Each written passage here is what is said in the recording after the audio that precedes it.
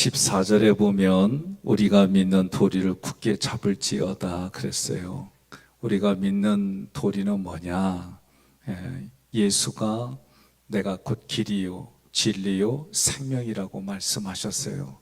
그러면 예수님 자체가 하나님께로 나아가는 길, 하나님께로 나아가는 방법은 예수님밖에 없어요. 그 예수님이 길이고 우리에게는 진리예요. 성경의 말씀을 보면 요한복음에서는 태초에 말씀이 계시니라, 이 말씀이 하나님과 함께 계셨고 이 말씀이 곧 누구예요? 하나님이세요. 그러니 예수님이 우리에게 진리가 되기도 하고 또 복음이에요. 사도행전에 보면, 그러면 예수가 나에게 그리스도라고 하는 이 진리를 우리가 믿는 거예요. 나에게 예수가 그리스도입니다. 사도 베드로는 뭘 고백했어요? 주는 그리스도시요 살아계신 하나님의 아들입니다. 우리가 믿는 이 하나님이신 예수님은 14절에 대제사장이라고 그랬어요. 제사장의 역할이 뭐냐? 그거는 중보예요, 중보. 그러니까 예수님이 우리를 뭘 하러 오셨어요? 중보하러 오셨어요. 또 다른 말로 말하면 화목제물이에요. 그러니 하나님과 나의 관계가 무엇 때문에? 죄 때문에 틀어졌어요. 죄 때문에 모든 게 바뀌었어요. 그러니 이 죄의 문제를 해결하러 오신 분이 누구냐? 중보하러 오신 분이 누구냐? 예수님이에요. 그러니 이 화목제물이라고 하는 것은 하나님과 나의 관계를 하나로 만들어주는 거예요. 그게 중보자의 역할이에요. 그러니 예수님이 이거를 모든 걸 한마디로 말하면 15절에 보니까 대제사장은 우리의 연약함을 동정하지 못하실 리가 아니에요. 우리의 연약함을 도와주시는 분이에요. 그러니 여러분과 저는 인생은 누구든지 간에 연약한 부분이 있어요. 어떤 사람은 내가 못하는 이 부분에 강한데 나는 연약해요. 대부분 인생은 세 가지를 얘기를 해요. 목회자들이 목사 안수 받을 때 돌아가신 이유식 감독회장님이 저희들 안수 받을 때 해준 얘기예요. 20, 30대는 성적인 걸 조심하고, 그리고 40, 50대는 물질을 조심하고, 그리고 60대부터 70대는 명예적인 이런 부분들을 조심하라 그랬어요. 근데 그건 우리만 그런 게 아니라 인생은 누구든지 간에 그때 되면 그런 어려움들이 있단 말이죠. 그런데 그 부분이 누구에게는 명예가 소중하다고 생각하고 나머지는 잘 이겨요. 그런데 어떤 사람은 그 명예가 약한 거예요. 그러니까 사람마다 연약한 부분인데 그걸 누가 도와주느냐? 제사장이신 예수님이 도와주시는 거예요. 그런데 어떻게 도와줄 수가 있느냐? 그분은 우리를 도와주는데 죄가 없는 분이다. 죄가 없는 분이 죄인을 도와주는 게 뭐냐? 그게 화목제물이에요. 그런데 14절부터 15절까지를 한마디로 말하면 은혜예요, 은혜. 우리가 월삭 때 제가 성경 구절 찾았잖아요. 말씀드렸어요. 뭐냐? 내가 죄인일 때, 내가 연약할 때, 내가 원수였을 때, 아니 그래도 연약할 때 이렇게 했는데 원수였을 때, 하나님 앞에 원수였을 때, 그런데 하나님은 먼저 나를 위해 죽으셨다. 원수 같은 나를 위해 죽으셨고, 연약한 나를 위해 죽으셨고, 죄인이었을 때 나를 위해 죽으셨다. 이게 하나님의 사랑이고 이게 하나님의 은혜예요. 그러면 여러분, 은혜는요, 하나님이 우리에게 그냥 물밀듯이 밀고 오는 거예요. 이게 은혜예요. 이런 은혜는 불가항력적인 거예요. 내가 거절한다? 그런 의미가 아니라 하나님이 원수였을 때도 나를 위해 먼저 죽으시고, 나를 위해 먼저 은혜를 베풀어 주시고, 나를 먼저 위해 사랑을 베풀어 주셨어요. 여러분, 이거를 뭘 보고 아느냐? 모든 만물들의 인생은 그 마음속에 하나님을 알 수 있는 걸 먼저 주셨다 그랬어요.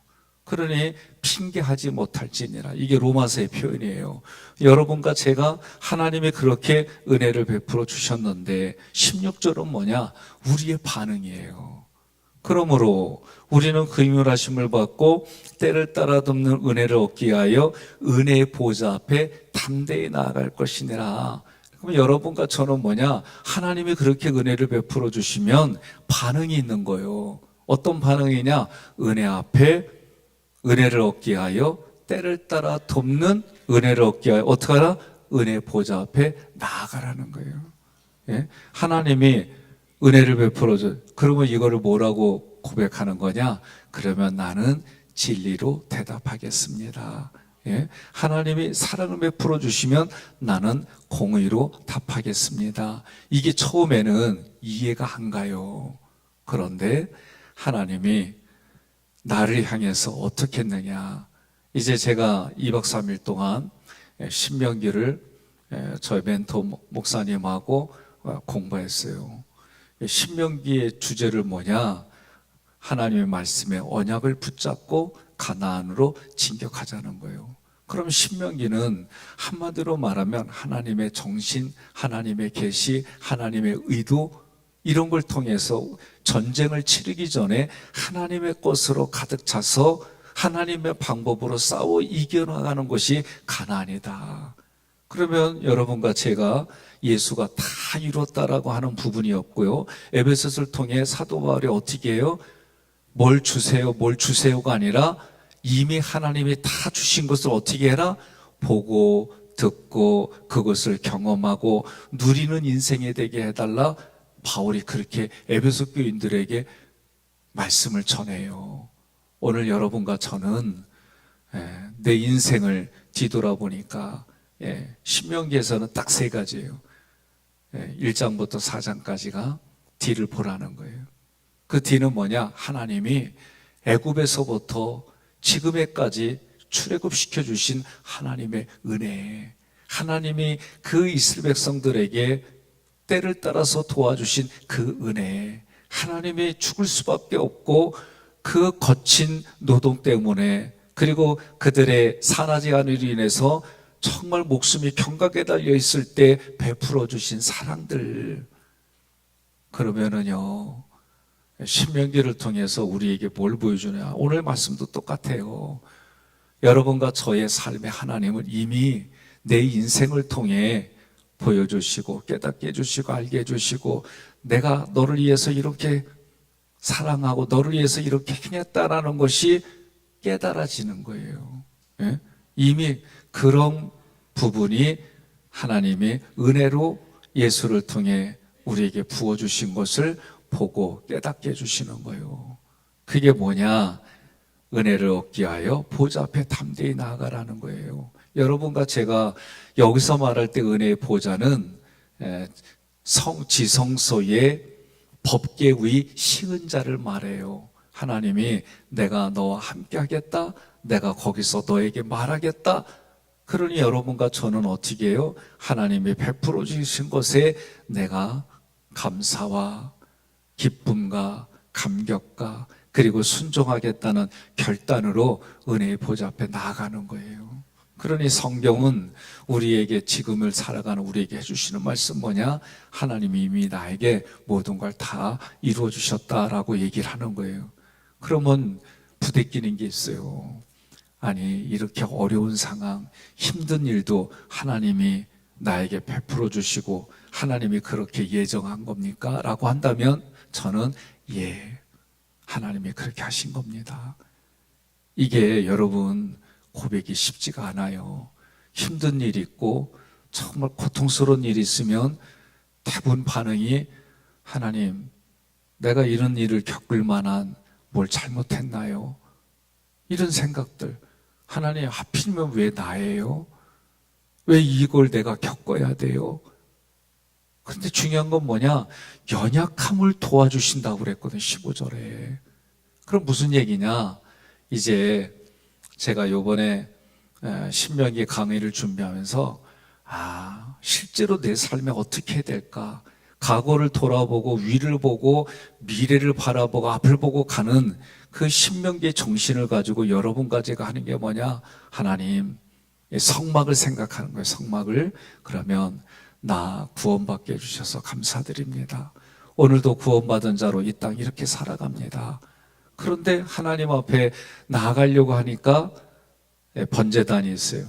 오늘도 내가 죄 지은 부분이 있는지, 하나님, 내가 오늘 일어나서 그리고 하루를 살아가면서 이런 죄를 범했어요. 오늘 번제단에 다 태웁니다. 이런 죄를 하나님 번제단에 태우니 나를 용서해 주시고 나를 풀어모 주신 줄 제가 믿습니다. 그러면서도 말씀에 너희 죄가 붉을지라도, 진홍같이 붉을지라도 희게 해주시는 하나님의 말씀을 붙들고 번제단에 다 태웠습니다. 그리고 나아갔더니 물두멍에서 하나님, 오늘도 내가 세례를 받았습니다. 세례를 받습니다. 내 자아를 내려놓지 못해서 내 생각과 감정으로 내가 하나님 앞에 이런 내 자아를 드러냈습니다. 하나님이 하신다고 고백하면서도 나를 드러낸 부분들이 하나님 여기 있습니다. 나를 성부와 성자와 성령의 이름으로 내가 이걸 내려놓습니다. 저도 아침에 일어날 때 뭐예요? 오늘도 하나님 앞에, 성부 하나님 앞에 첫 시간 드립니다. 예? 여러분과 제가 그러는 거예요. 예수님의 무교병을 먹으며 예수님으로 내 공급받겠습니다. 예수님의 살과 피를 통해 내가 공급받았는데 내가 하나님 앞에 범죄한 게 또 있는지, 그 범죄한 것을 잡으려는 내 의지는 여기에 있다면 내려놓겠습니다. 오늘도 성령님이 구름기둥과 불기둥으로 나를 이끌어 주심에 내가 순종하고, 지금의 이 상황도 주님이 허락하신 줄 믿고 주님이 주셨으니 주님이 해결해 줄 믿습니다. 그리고 물두멍을 지나 성소에 들어가서 하나님 떡상을 몰며 오늘도 나에게 주시는 이 말씀이 오니 이 말씀 붙들고 하루를 살아갑니다. 이렇게 기도하는 거예요. 또 오늘도 24시간 성령의 조명 안에 도와주실 줄 믿습니다. 주님, 내가 여기는 내 능력은 여기까지고 나의 연약함 때문에 나의 진보는 여기까지 걸어왔는데 주님이 도와주셔야 됩니다. 성령님 도와주세요. 성령님 도와주세요.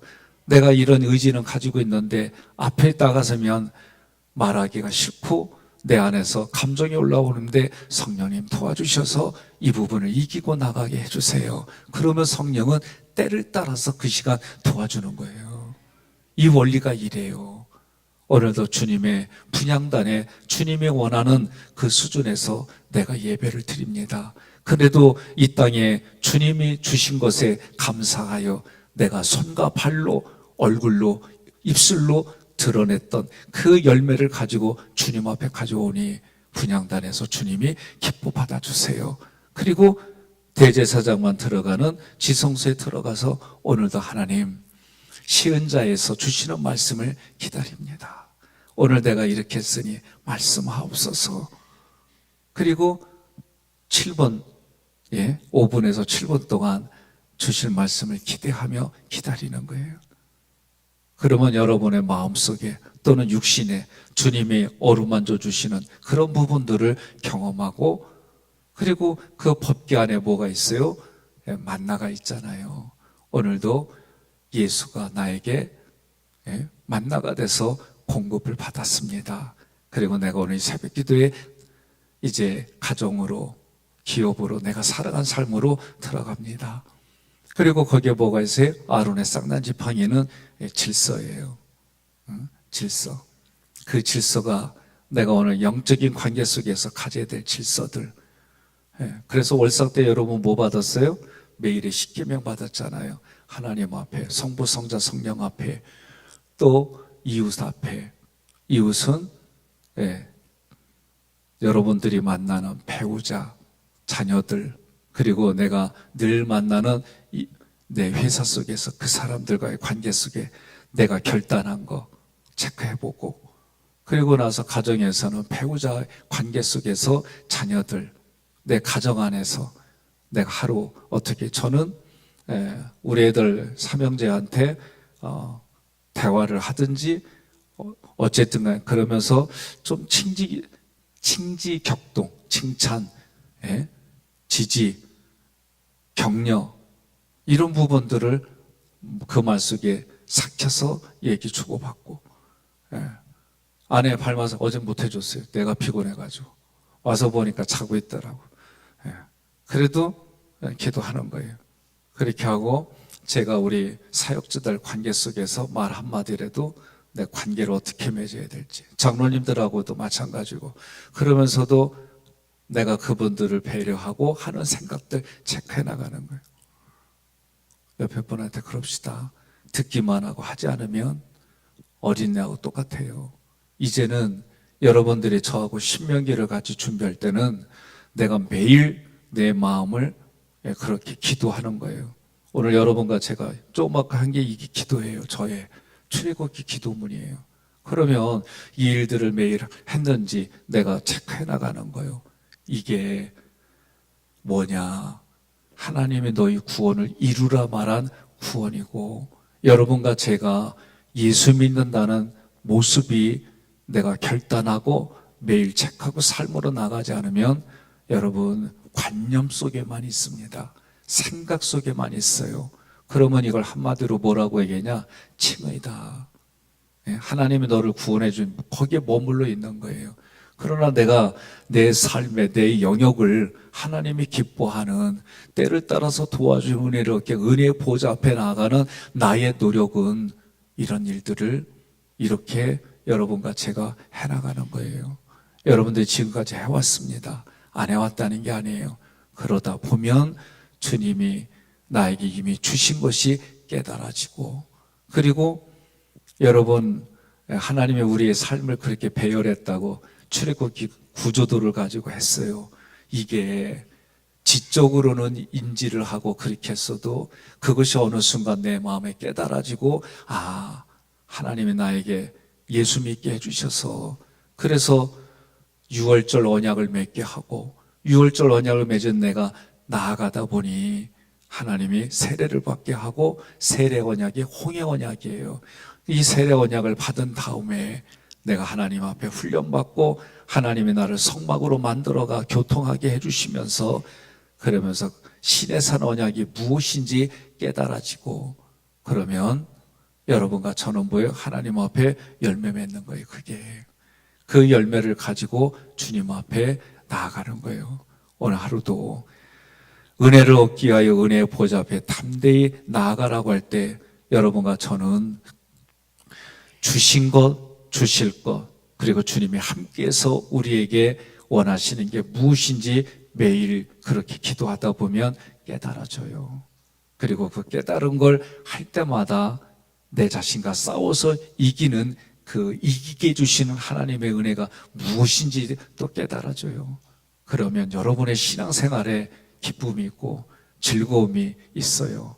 항시범, 항상, 항상 뭐라고 그래요? 항상 기뻐하라, 쉬지 말고 기도하라, 범사에. 그래서 이걸 항시범이라고 하는 거예요. 여러분과 제가 항상 기뻐하고 쉬지 말고 기도하고 범사에 감사하다고 하는 것이 이미 주신 하나님의 말씀을 가지고 행했더니 열매를 맺고, 그 열매를 나눠주고 그 열매를 풍성히 누리는 우리 모두가 되기를 주님의 이름으로 권면하며 축복합니다.